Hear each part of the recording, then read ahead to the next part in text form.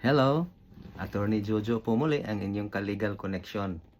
Sa video natin ngayon ay ating talakayin, pag-usapan yung isang desisyon na nilabas ng ating Korte Suprema tungkol sa isang kaso ng election case. So medyo napapanahon itong election case ngayon o pag-usapan natin yung tungkol sa election kasi mayroon ng mga nagdideklara na ng kanilang candidacy sa pagka-eleksyon, di ba? So, dito sa kasong ito, talakayin natin kung ano ba yung isang kandidato na diniklarang nuisance candidate ng COMELEC. So, tiningnan ng ating Korte Suprema kung tama ba yung naging desisyon ng COMELEC na ideklara ang isang kandidato na nuisance candidate. So, ito ang nangyari sa kaso na ito. Itong kandidato na ito na tumatakbo siyang congressman. So doon sa kanyang certificate of candidacy, nilagay niya doon na ang gusto niyang pangalan niya na ilagay sa baluta ay Charles Debbie Saviliano.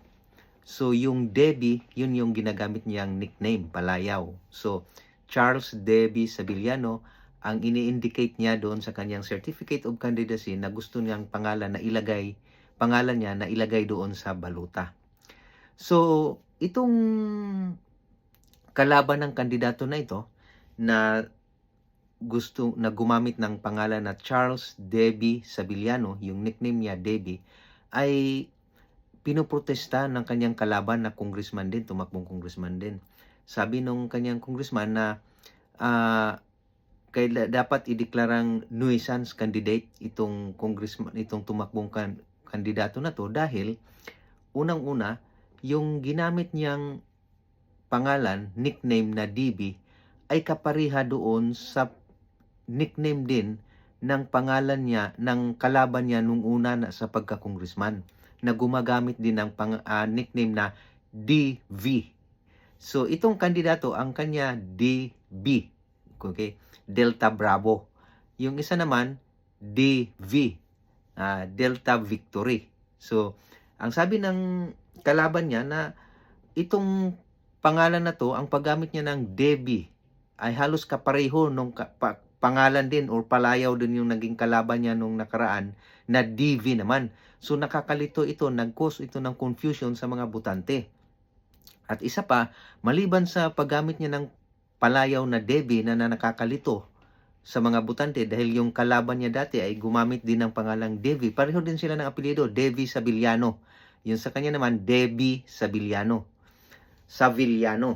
So, yun ang ground nung kalaban niya na pinoprotesta niya na gusto niyang ideklara na nuisance candidate itong kalaban niya dahil nga gumamit siya ng pangalan na Debbie Saviliano, nakapareho naman halos doon sa kalaban niya dati na congressman na DV Saviliano.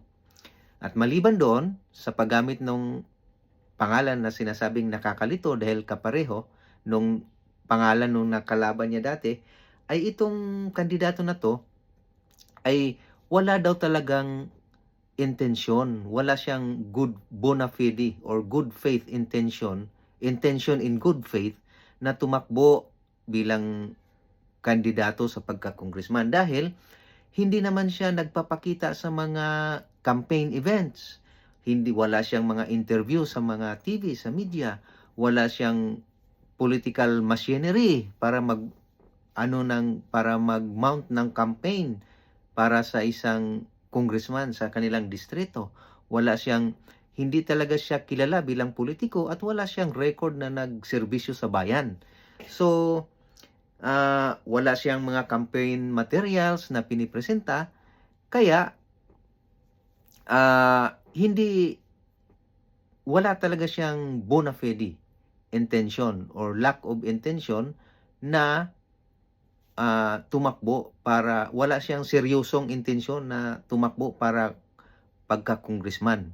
Dahil nga, wala siyang machinery, hindi siya nagpapakita sa mga kampanya, hindi siya nagpapa-interview sa mga media, wala siyang campaign materials, wala siyang political machinery kasi independent candidate siya. At wala din siyang mga campaign materials na pinapamimigay. Wala, kumbaga halos wala siyang ginagawang activity. So, yun ang ground nung kalaban niya na ideklara siyang nuisance candidate. Ngayon, ang sagot naman nitong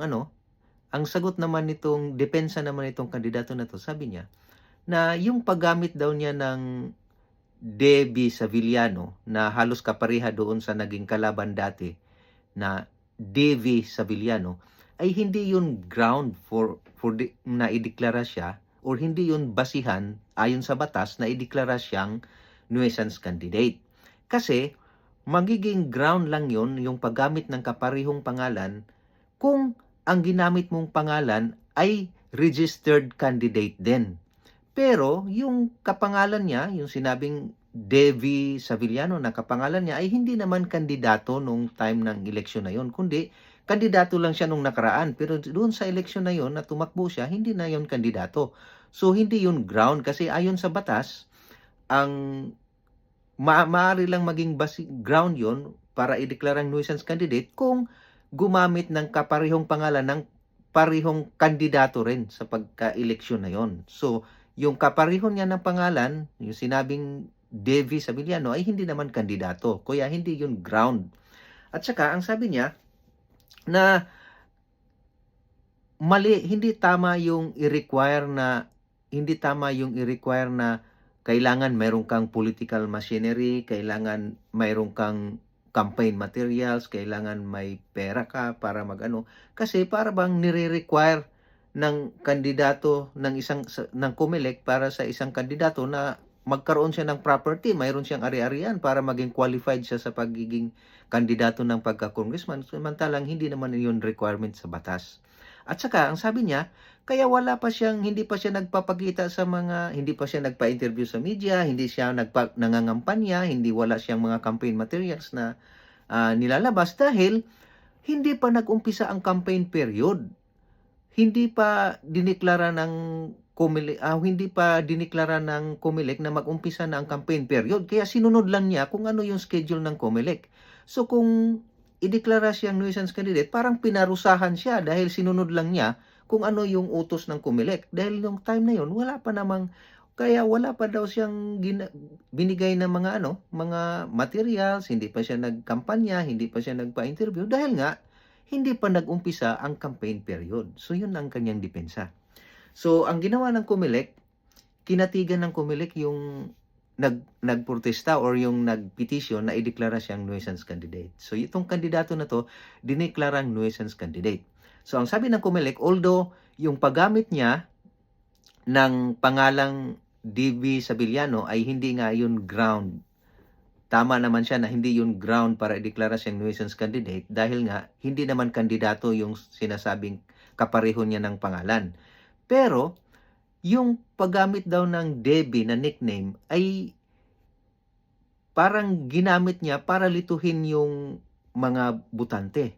Kasi nga, ang sabi ng mga butante, kasi itong nagprotesta ay meron siyang sinabit na mga affidavit ng mga residente na sabi nila, itong kandidato na to ay hindi naman talaga Debbie ang kanyang palayaw.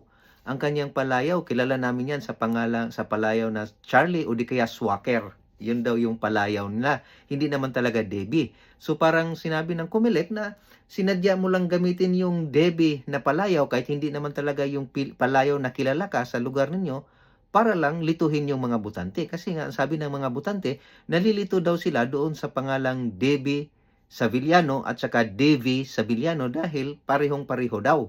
At ang alam nila, itong si Devi Savillano ay kandidato dati at hindi din nila alam itong Debbie Savillano. So pareho daw, nakakalito. And then, ang sabi ng COMELEC, yung paggamit mo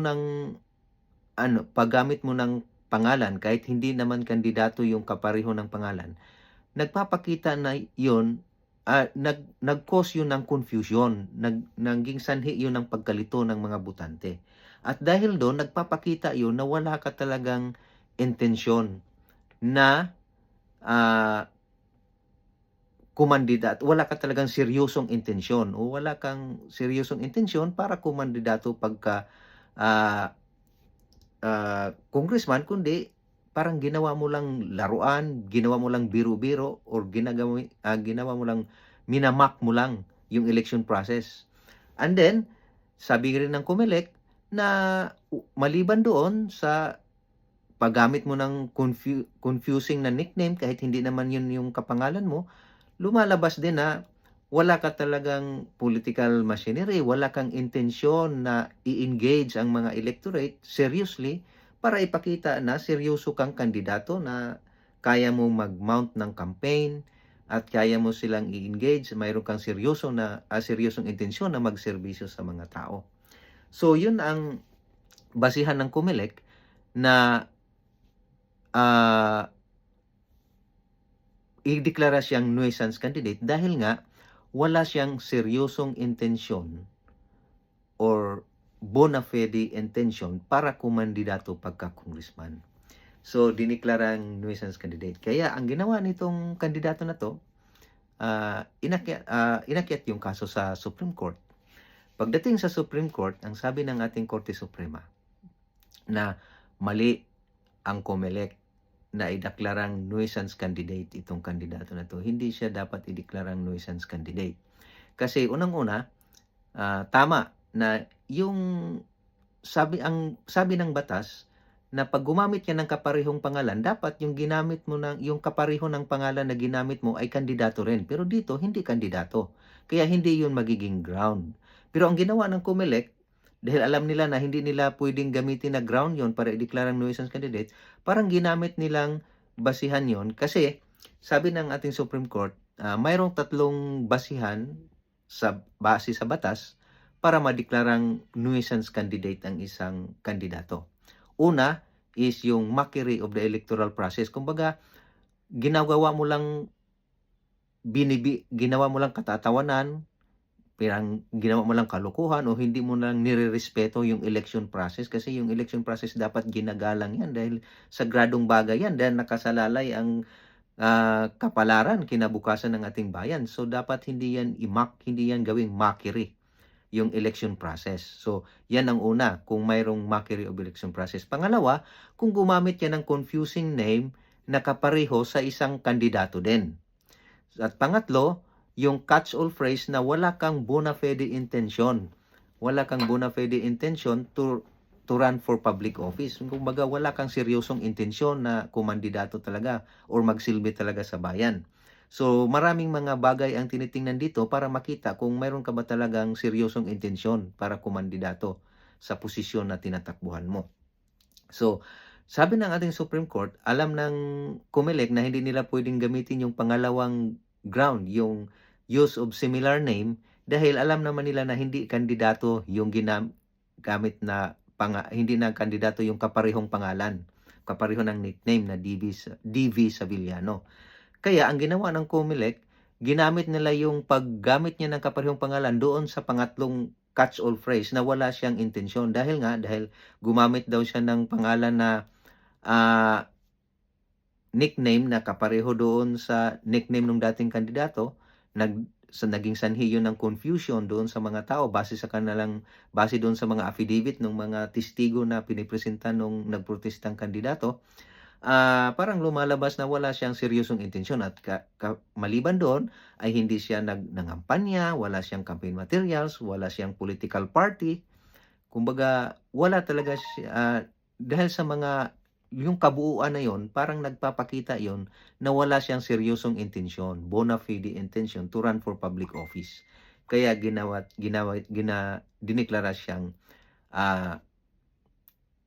nuisance candidate. Pero ang sabi ng ating Supreme Court, hindi po pwedeng basihan yon. Although na sumang-ayon naman ang Supreme Court na kung gumamit ka ng confusing na pangalan kahit na hindi kandidato yung kaparehong pangalan na ginamit mo, pero kung nagsanhi yun ng confusion, isa nga yun sa mga indikasyon na wala kang seryosong intensyon. Pero, malinaw naman doon sa record mismo ng COMELEC na yung doon sa Certificate of Candidacy, ang gusto niyang ilagay na pangalan doon, Charles Devi Savillano.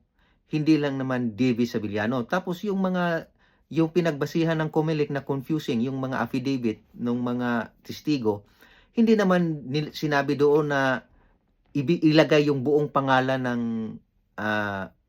kandidato na yon na dideklara nilang nuisance candidate.